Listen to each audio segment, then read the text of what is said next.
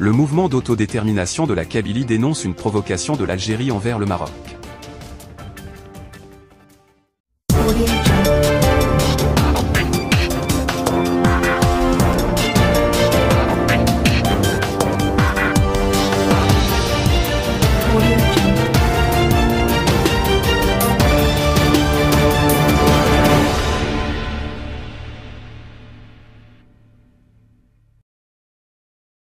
Le mouvement d'autodétermination de la Kabylie a pris position face à l'établissement d'une représentation du parti nationaliste Rifin à Alger, bien que sans le nommer explicitement.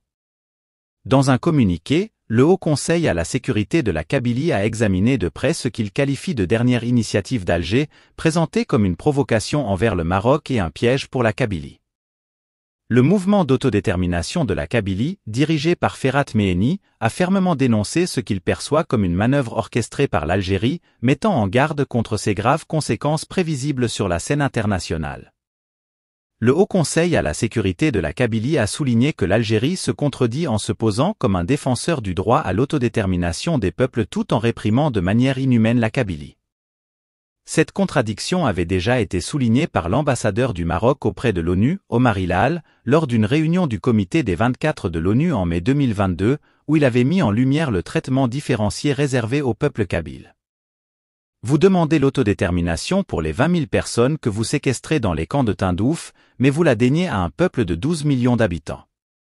Le peuple kabyle a subi 3 colonisations, ottomanes, puis françaises et maintenant algériennes, avait affirmé Omar Hilal dans sa réponse à l'intervention de l'ambassadeur de l'Algérie auprès de l'ONU, lors de la réunion du comité des 24 de l'ONU, organisée en mai 2022.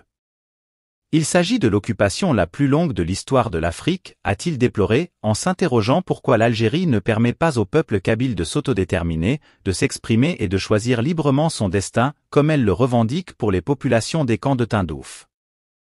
En outre, le Haut Conseil à la sécurité de la Kabylie a condamné les actions désespérées des militaires au pouvoir en Algérie, qualifiées d'irrationnelles et irresponsables, potentiellement destinées à déclencher un conflit avec le Maroc afin de consolider le pouvoir d'Abdelmadjid Tebboune et d'éviter une nouvelle défaite en Kabylie lors des élections présidentielles prévues pour décembre 2024.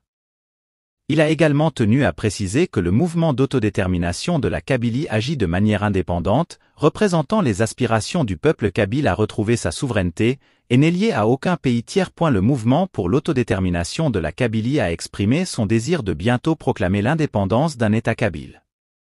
En réaction, le gouvernement algérien accuse le mouvement d'autodétermination de la Kabylie d'être manipulé par le Maroc et Israël. La réunion du Haut Conseil à la sécurité de la Kabylie, tenue le 8 mars, a été initiée par son président Ferhat Meheni pour examiner ce qu'il considère comme une escalade des tensions régionales depuis le 2 mars 2024, faisant allusion au soutien de l'Algérie au parti nationaliste Rifin. Alors que le vent semble changer de direction dans le dossier du Sahara, mettant en difficulté son allié et proxy le groupe séparatiste armé qui se fait appeler Polisario, le gouvernement algérien cherche à créer une nouvelle diversion en accordant un bureau de représentation, situé au cœur d'Alger, à un peu connu parti national Rifin. Cette action est perçue comme une tentative désespérée de provocation de la part d'un pouvoir qui semble avoir abandonné tout sens de la prudence au profit d'une attitude résolument autodestructrice.